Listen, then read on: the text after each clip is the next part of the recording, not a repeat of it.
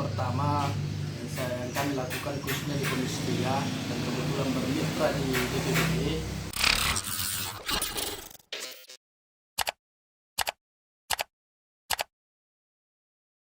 Selaku anggota Dewan, apa kira-kira upaya yang dilakukan untuk mencegah COVID-19 ini, Pak?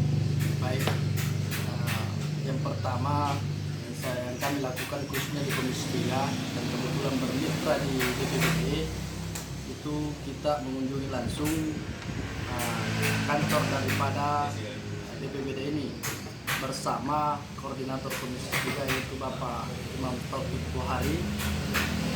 Pada waktu itu alhamdulillah langsung ditindaklanjuti oleh tim BPBD dalam hal di kantor BPBD ini adalah sekretariat gugus yang sudah dibentuk oleh Pemda Jeneponto, dan siang tadi Pemda Jeneponto melakukan penyemprotan di beberapa titik yang ada di Kabupaten Jeneponto. Yang kedua, ini inisiatif dari kami khususnya para anggota DPR, yaitu tahap pertama kita melakukan patungan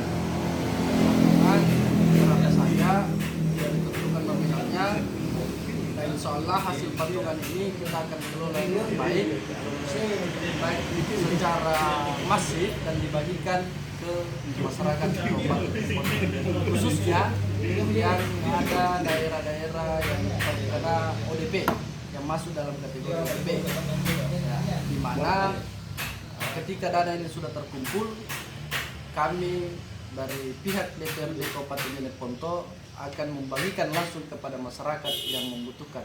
Berupa apa itu, Pak? Berupa masker.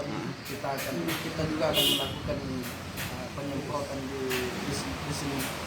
disinfektan di beberapa titik yang yang rawan di Yang ada ODP atau iya, PDP-nya ya? yang ada daerah-daerah yang ada ODP-nya.